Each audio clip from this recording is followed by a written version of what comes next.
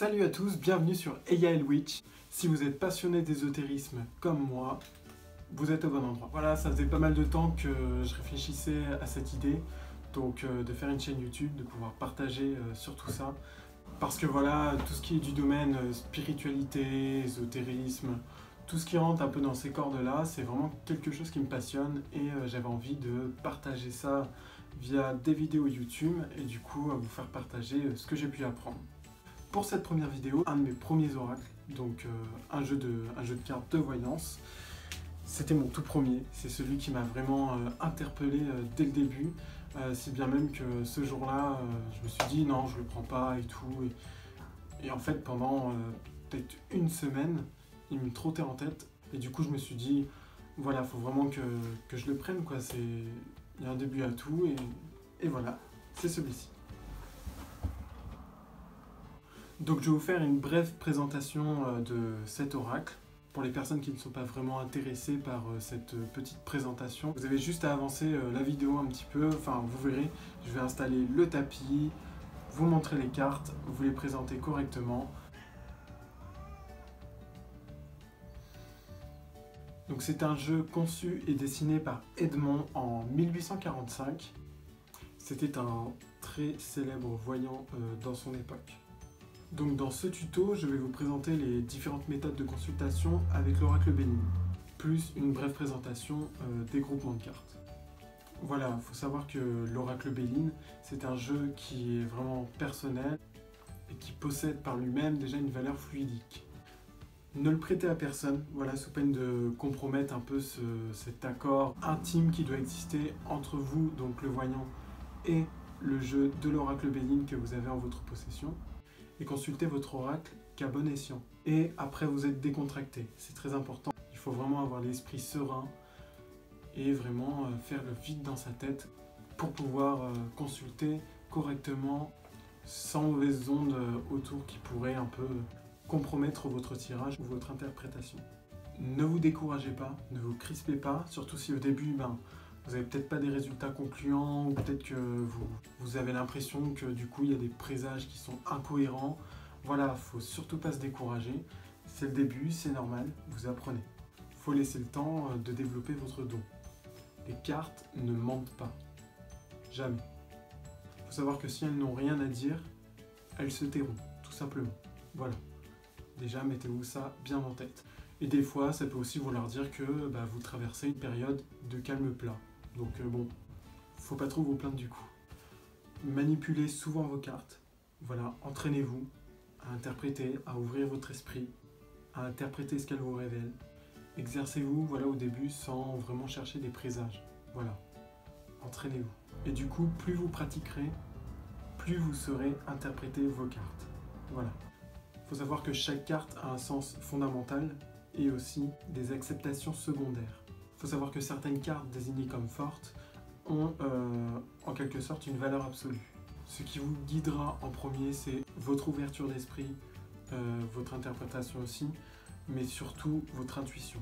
Si vous êtes bien placé dans un état de réceptivité, donc voilà, vraiment avoir l'esprit vide, c'est très important.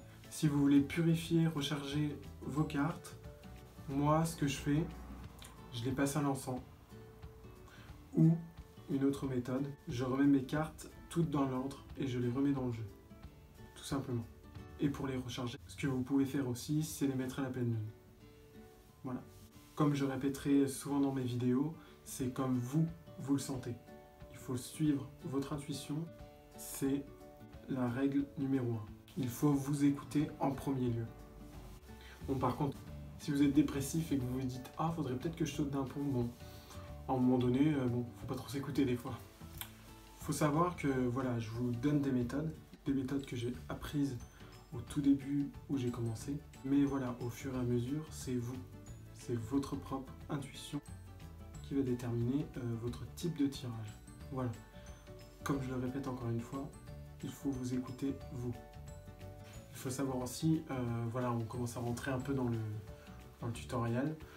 Il faut savoir qu'une bonne carte neutralise toujours une carte malveillante si elles sont côte à côte. Donc par exemple, je peux vous donner un exemple, je vais vous montrer les cartes. Si vous avez la carte numéro 19, qui est la carte de la corne d'abondance, et qu'elle est à côté de la carte de la mendiante, donc qui est la 46.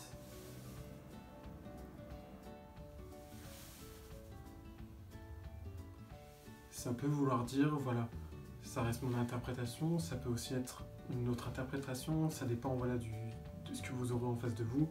Mais par exemple, ça peut vouloir dire que voilà, vous pouvez traverser une période assez difficile financière, mais que vous n'avez pas à redouter la misère. Voilà, par exemple. La carte numéro 44, qui est la roue de la fortune, a souvent un sens d'éventualité ou d'avertissement. Lorsque vous avez plusieurs bonnes cartes qui se suivent, en général, ça renforce le présage. Par exemple, si vous avez la réussite, l'amour et l'autel, l'un à côté de l'autre qui se suivent, en général, on peut prédire un mariage.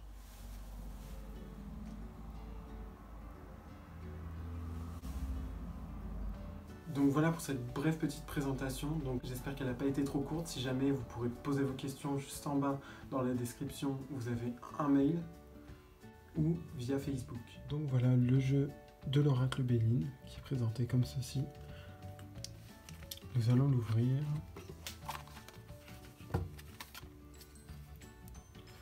Donc voilà, vous avez 54 lames, plus un petit livret explicatif qui est juste ici.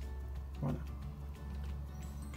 Dans ce livret, vous allez trouver quelques mots-clés sur chaque carte et une brève présentation. Donc vous avez la face arrière qui est présentée comme ça. Vous en avez même aussi avec les bordures dorées, donc celles-ci n'ont pas de bordure dorée, mais vous pouvez en trouver avec les bordures dorées si vous préférez. Et la face avant, où vous voyez à peu près le design de la plupart des cartes. Bon, évidemment, il y en a qui sont à l'envers. Désolé pour le tapis qui a l'air peut-être un peu sale, mais de la cire de bougie qui a pu tomber, ou même de l'encens, des petites particules d'encens un petit peu parsemées. Après, c'est moi quoi, j'aime bien laisser l'authenticité et le vécu du tapis. Alors, tout d'abord, il faut savoir que l'oracle Béline est constitué donc de 52 lames exactement, plus la bleue. Dans l'oracle Béline, vous avez 49 cartes qui sont juste ici, qui sont divisées en 7 planètes. Donc pour cette première série, vous avez les cartes du soleil, qui représentent la force vitale, créatrice, la lumière. En général, ce sont des bonnes cartes, à elles toutes seules, bien sûr. La seconde série représente les cartes de la lune, l'émotivité, le psychisme, le mystère, la nuit, l'eau. La troisième série de lames représente Mercure. Elle regroupe les relations sociales, les communications, les échanges, l'intelligence. Ça peut être aussi l'élément de l'air. Par la suite, vous avez le groupement Vénus, qui sont les cartes juste ici. Elles vont représenter l'être affectif, la joie de vivre, le côté esthétique de l'existence. Pour moi, personnellement, elles représentent aussi la féminité. A contrario, vous avez Mars, qui représente aussi pour moi le côté masculin, mais pas seulement évidemment. Hein. Après, comme je dis souvent, ça dépend de chacun de vous. Ça représente aussi l'énergie, l'impulsion, la violence, le feu. Le sixième groupement planétaire est Jupiter, qui représente la situation sociale, le succès, la bienveillance, elle peut aussi représenter les protections. Et dernier groupement de l'âme, Saturne. Ces cartes représentent l'effort, la discipline. Elle peut aussi représenter la persévérance, la fatalité, le temps et la terre. La première carte, c'est la carte bleue. Donc cette carte-là, ça peut vous servir, voilà, si vous avez perdu une de vos cartes, elle peut servir comme carte de remplacement. Ensuite, vous pouvez utiliser cette carte comme partie intégrante du jeu. Et dans ce cas, cette carte représente une protection absolue qui annule tous les effets négatifs. Elle écarte toutes les difficultés du consultant. Vous avez la première carte, la destinée. En général, elle donne une importance de premier plan à la carte qu'elle précède. Et il y aura aussi une décision à prendre. Vous avez la carte de l'homme et de la femme, Donc ici, l'étoile de l'âme, qui peut représenter le consultant ou représenter aussi une influence masculine dans le jeu d'une femme. Donc par exemple le mari. Ça peut être aussi une rencontre. Et vous avez l'étoile de la femme, donc qui représente un peu du coup l'inverse, donc qui peut représenter la consultante ou une influence féminine dans le jeu d'un homme. Donc par exemple l'épouse. Il faut savoir aussi que, par exemple, si la carte numéro 38 précède le numéro 2 ou 3, donc qui est l'étoile de l'homme ou l'étoile de la femme, vous pouvez être exposé à un accident. A contrario, s'il s'agit du numéro 7, vous bénéficierez d'une distinction. Souvenez-vous toutefois qu'une bonne carte neutralise toujours une carte malveillante si elle la touche. Par exemple, dans ce cas-ci, la carte numéro 19, donc la corne d'abondance, se trouve placée à côté de la carte 46, la mendiante. Cela signifie qu'en dépit de vos craintes actuelles, vous n'avez pas à redouter la misère. Dans ce cas-ci, vous avez la roue de la fortune, le hasard, qui a souvent un sens d'avertissement ou d'éventualité. Là, par exemple, supposons 3 cartes dans l'ordre suivant. Voilà. Vous avez la fortune, le procès et le hasard. On peut donc prédire un procès ruineux, mais la carte neutre, qui est du coup le hasard, indique qu'il ne s'agit là que d'un simple avertissement. De bonnes cartes qui se suivent renforcent le présage heureux. Par exemple, ici le 5, la réussite, le 29, l'amour, et le 27, l'union. On peut prédire qu'une réussite sentimentale sera suivie d'un mariage. Petite mention spéciale aussi, pour les cartes retournées. Donc, normalement, pour moi, pour commencer, vous devriez travailler avec les cartes qui sont à l'endroit. Ensuite, dans un stade un peu plus avancé, vous pourrez travailler pour un meilleur approfondissement, je trouve que c'est mieux, avec les cartes inversées. Par exemple ici, vous avez tout simplement, comme c'est dit, l'élévation, et ici, vous aurez la régression, par exemple. Voilà. Donc voilà, pour commencer un tirage, il suffit de battre les cartes. Vous pouvez aussi les garder quelques minutes dans vos mains afin de bien les imprégner de votre magnétisme. Comme ceci. Donc quand vous brassez votre jeu, faites bien attention à avoir l'esprit complètement vide et en ne pensant seulement qu'à la question qui vous intéresse et qu'elle soit directe. C'est très important qu'elle soit claire, nette et précise. Personnellement, donc comme là, si jamais une carte se retourne ou tombe,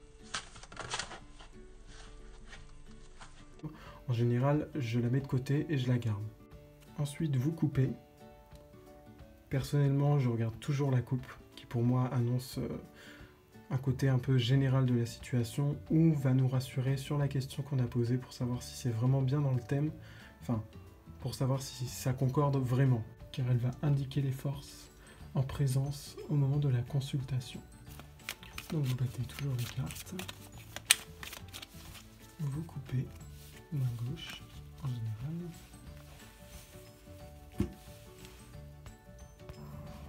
Donc la première méthode, qui est la méthode de Béline, consiste à demander donc au consultant ou bien à vous-même, tout simplement, des chiffres de 1 à 9 que vous allez ressentir et que du coup vous allez tirer au fur et à mesure. Par exemple, le 3, vous mettez 2 cartes sur le côté et la troisième.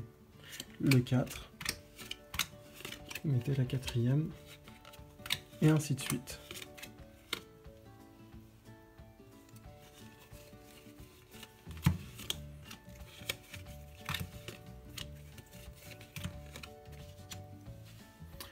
Et vous avez votre tirage que vous lirez de droite à gauche.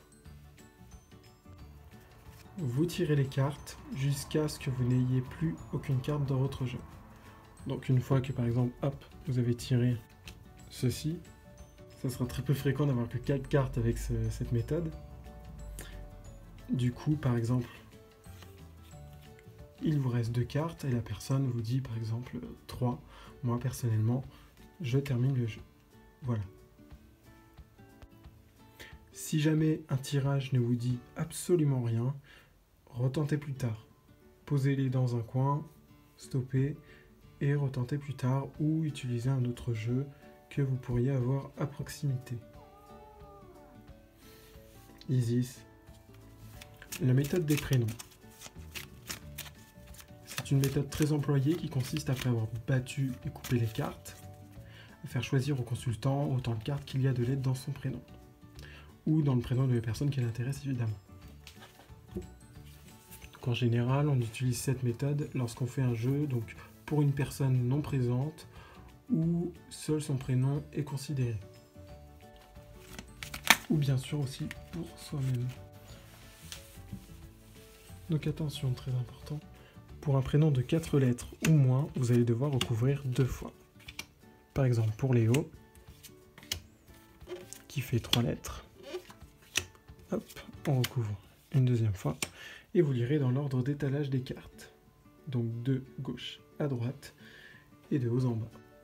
Pour un prénom de moins de 10 lettres, il est recommandé d'approfondir les cartes en les couvrant une fois. Par exemple, Axel, Alexis,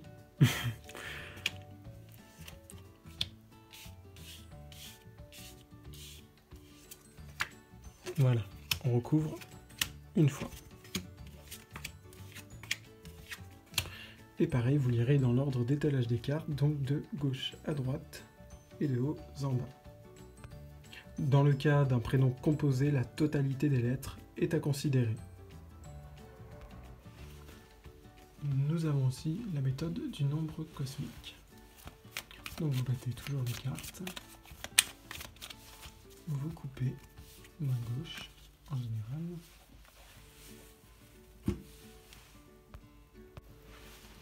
Ensuite, vous disposez par rangée de 13.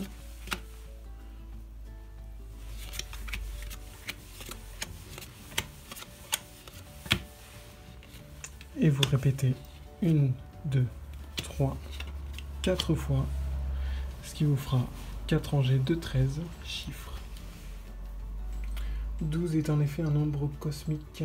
Il y a 12 signes du zodiaque. Notre année se déploie sur 12 mois. Notre cadran en 12 heures.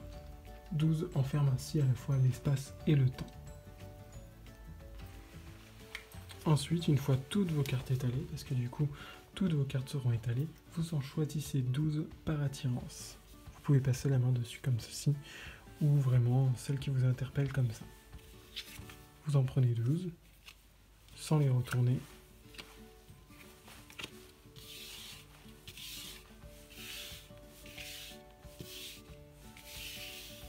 Par exemple, je ne sais pas si on a 12. Et on recule. Hop. Voilà, vous avez vos 12 cartes et ensuite vous les retournez. Vous les lirez de gauche à droite.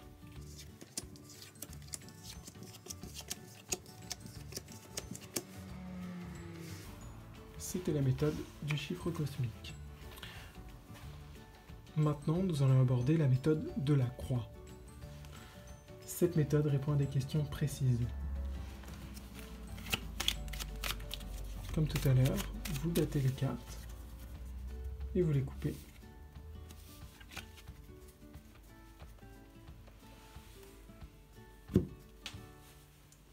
Vous tirez une carte, vous la placez sans la retourner devant vous à gauche. Cette carte représente ce qui est favorable à la question. Ensuite, vous tirerez une autre carte que vous placerez à droite. Elle représente ce qui s'oppose à la question ou au consultant. Vous tirerez ensuite une troisième carte. Elle représentera la force majeure, c'est-à-dire ce qui est au-dessus du consultant, favorable ou non. La quatrième carte sera placée dans le bas, juste ici. Elle représente le résultat possible. Et enfin, une carte au centre de la croix. elle constitue en sorte la synthèse de l'affaire. Voilà, le centre de gravité. En cas d'hésitation, il est possible de recouvrir cette carte une, voire même 2 fois.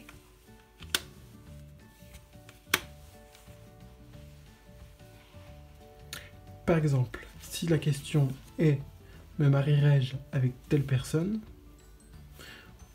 et qu'on obtient cette disposition, on peut dire, par exemple, que l'amour n'est pas mis en doute, il est sûr, pourtant, le numéro 32, méchanceté, indique des manœuvres nuisibles de la part d'une personne jalouse. Évidemment, le 28, la famille peut croire ces bruits ou non. Le numéro 5, la réussite, indique de toute façon une possibilité de réalisation. En synthèse, qui est juste là, le numéro 8, l'amitié, indique que l'intervention d'un ami sera bienfaisante. Voilà, à la question posée, la réponse est donc affirmative. Il s'avère donc inutile dans ce cas de couvrir la carte 8. Après, si vous voulez le faire, vous le faites. Voilà pour la méthode de la croix. Voilà, ce tutoriel est maintenant terminé. Si vous avez aimé cette vidéo, vous pouvez vous abonner à ma chaîne YouTube pour ne pas manquer les prochaines vidéos qui seront mises en ligne prochainement. N'hésitez pas à laisser vos commentaires, qu'ils soient bons ou mauvais. Toute critique est bonne à prendre quand elle est constructive. Étant donné que c'est ma première vidéo, voilà, j'attends vraiment vos commentaires pour pouvoir m'améliorer au fur et à mesure. Merci à vous d'avoir suivi ce premier tutoriel et je vous dis à bientôt pour de prochaines vidéos.